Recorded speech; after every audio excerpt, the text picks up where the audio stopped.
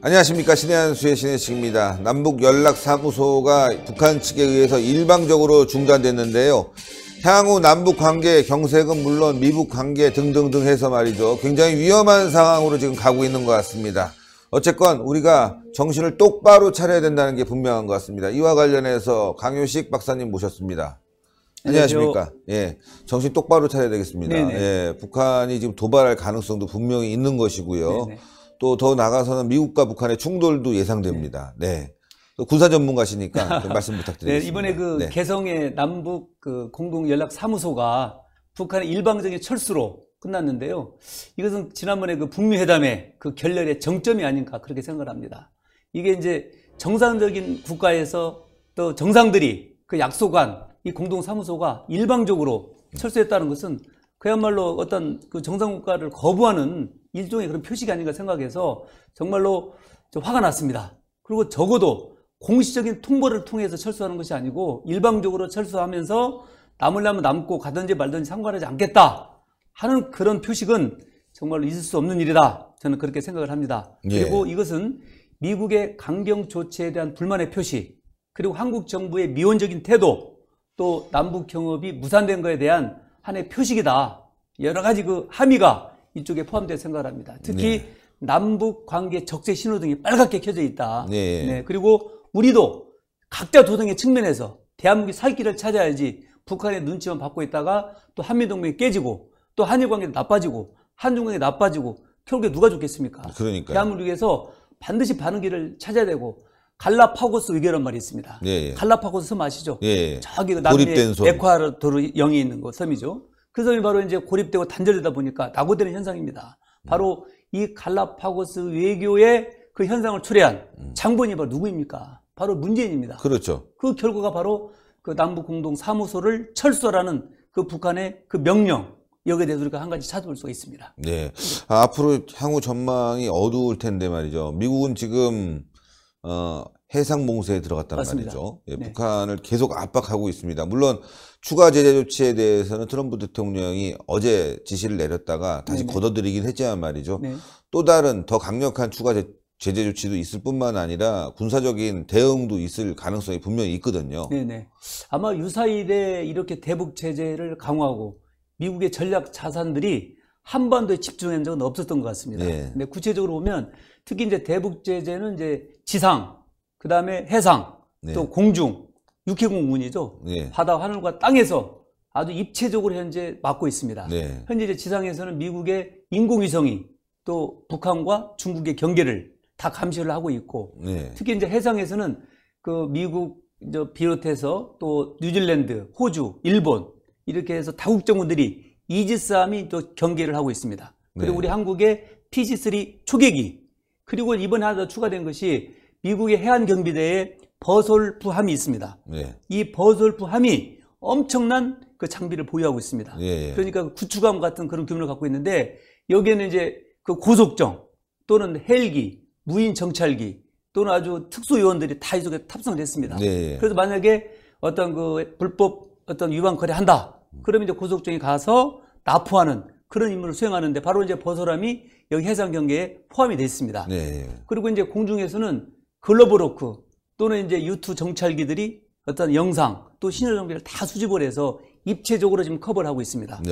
그리고 이제 최근에 또 B-52 전략 폭격기, 김정은이 가장 무서워하는 거 아닙니까? 전략 폭격기. 그리고 이 다음에 울프하운드, 바로 CIA의 특수요원들이 타고 있는 그 항공기, 다 그런 것도 이동하지 않습니까? 그리고 이제 더욱더 이것을 반증하는 것은 지난번 그 미국 상원의 그 청문회, 예산 청문회에서 그 핸더슨 국방부 장관 대행과 또 던포워드 합참의장이 그 증언을 했지 않습니까? 그래서 작년도에 이미 전쟁 준비는 끝났다. 전쟁 준비는 끝났다. 전쟁하면 이길 수 있다. 또 그런 발언을 했지 않습니까?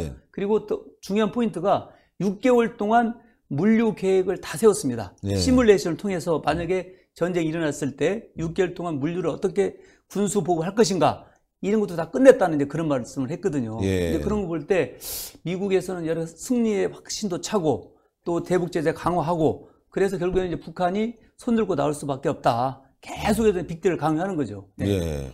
그리고 이제 대북 제재에서 가장 중요한 것이 바로 달러 박스인 그 석탄의 수출. 예. 그 북한에서 나오지 못하도록 막고, 그 다음에 이제 그 생명줄이라는 예. 석유 수입 이것을 막으면은 북한은 완전 손들고 나오는 겁니다. 예. 그래서 강공으로 현재 그 대북 그 제재 여러 가지 위반 조치에서 강화를 하고 있습니다. 근데 지금 문제는 우리나라 선박도 하나가 이제 대북 제재 조치와 관련해서 제재 대상에 들어가 있고, 네네. 또 우리나라의 이 항구들이 북한의 이제 불법 석탄이라든가 석유 매매 거래에 경유지로 이용됐다. 맞습니다. 세컨더리 보이콧에 걸리지 않느냐. 맞습니다. 이 대한민국이 한 공범이 아니냐 이런 그 미국의 의심을 받게 되는 상황이 많거든요. 사실상 공범이죠. 어떻게 맞습니다. 보면. 네. 그 방금 말씀하신 그 선박 95척의 명단을 쭉 공개했는데 그 중에 하나 이제 우리나라 선적이 이제 누니스라는 그 배가 이제 포함이 됐습니다. 그러니까 동맹국의 선박 중 유일합니다.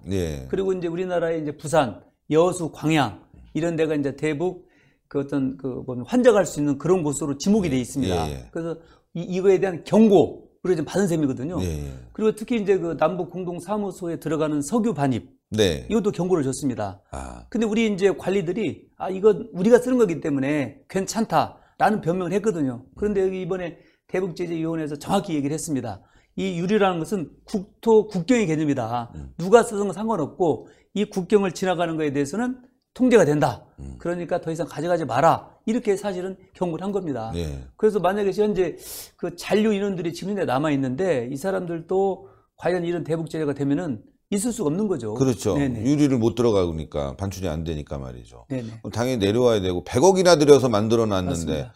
이거 뭐 1년도 못 가고 철수하는 상황. 이거 뭐 대북 정책에 대한 완전한 실패라고 봐도 되는 거 아니겠습니까? 맞습니다. 그리고 그 아까 이제 100억도 들었지만 연간 운영비가 60억입니다.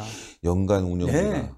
연간 60억에다가 또 이제 전기는 우리가 공급하지 않습니까? 뭐 이런 걸 볼 때 과연 뭐 퍼주기의 아주 대표적인 사례일 수 하나일 수도 있고 아까 제가 말씀드린 우리 한반도 상황이 상당히 그 위험한 그런 상황인데 과연 우리 대한민국의 대통령, 국군 통수권자는 무엇을 하는 것인가 하면 제가 반문하고 싶습니다. 제가 이제 군 생활을 해봤고 그 경우를 볼 때 지금 이런 상황이라면 바로 대북 경계 태세 그 명령이 내려가야 됩니다. 그렇죠. 그래서 전력 그 NSC에서 이런 아마 말이 나와야 될 것 같아요. 지금 여러 가지 한반도 상황이 위험하니까 그 경계령을 강화하고 뭐 지휘관들은 통신 축선상에 대기를 하고 각 그 전 장병들은 자기 임무를 위해서 전쟁에 대비해서 어떤 걸 하라라는 그런 주문이 가야지 일제 그런 건 얘기 없지 않습니까? 그렇죠. 예를 들어서 현재 그 군사 분계선을 중심으로 해서 1km 내에 있던 지피는 다 없어졌지 않습니까? 전부 다 파괴했지 않습니까? 그리고 전방 그 군사 분계선에 5km 내는 사격을 할 수도 없고 또 비행 금지 구역을 설정해서 우리의 눈과 귀를 다 빼버렸거든요. 그래서 지금 그런 위중한 상태에서 우리의 안보 라인은 다 무너졌고 또 지금도 장병들이 핸드폰 사용하라 또는 평일날 외출 가라 다 그런 걸 얘기했지 않습니까? 지금 상황은 장병들의 외출을 극히 제한을 해야 됩니다. 그렇죠. 핸드폰 사용도 보안적인 차원에서 중지하고 그렇죠. 이런 거 일치 없지 않습니까? NSC에서는 어떻게 하면 남북 경협을 할 것인가 또는 뭐 대북 특사를 파견할 것인가 남북 정상회담의 재개를 위한 준비를 할 것인가 이런 데 몰두했다는 거죠. 근데 이런 안보에 대해 조금이라도 상식 있는 국민들이라면 이건 좀 이상하다. 그냥 나라를 통째로 북한에 내주려는 거 아니냐 라는 생각에 굉장히 우려가 큽니다. 그러네요. 나라를 통째로 내주려고 하는 것이 아닌지 걱정이 되는 상황인데, 자, 지금 문재인 정부가 말씀한 대로 이제 우리 대북 군사 강화 태세, 경비 강화 태세를 내려야 될 텐데 하지도 않고 있고 말이죠. 계속 북한의 눈치만 보고 있는데 이런 상황에서도 북한에서 계속 우리 정부에 대한 비난을 계속 내놓고 있단 말이죠. 지난번에 그 최선희 외무성 부상이 그때 긴급 기자회견 했지 않습니까? 거기에서도 첫째는 비핵화 관련 협상을 중단한다. 그 다음에 핵과 미사일 실험을 재개할 수도 있다. 그 다음에 한국의 그 문재인 대통령은 지금까지 중재자가 아니라 플레이어다, 플레이어. 근데 플레이어를 사전적 의미를 보니까 뭐 원래 선수라는 뜻도 있고 하나는 빈둥빈둥 누는 사람을 플레이어라고 그리고 도둑질하는 사람을 플레이어라고 합니다.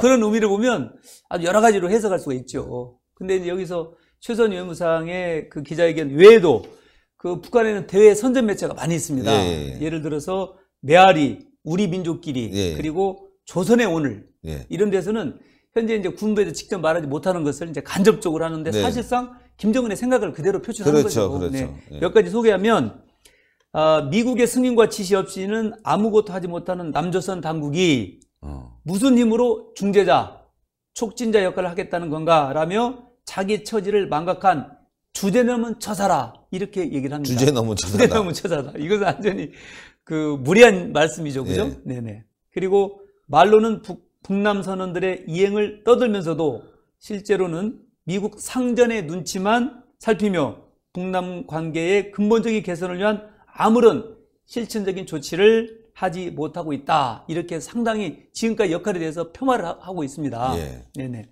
그리고 이제 우리 민족끼리에서는 우유부단한 태도라면서 북남 선언 이행을 위한 꼬물만한 진정성도 의지도 찾아볼 수 없다. 예. 이런 얘기를 하고요.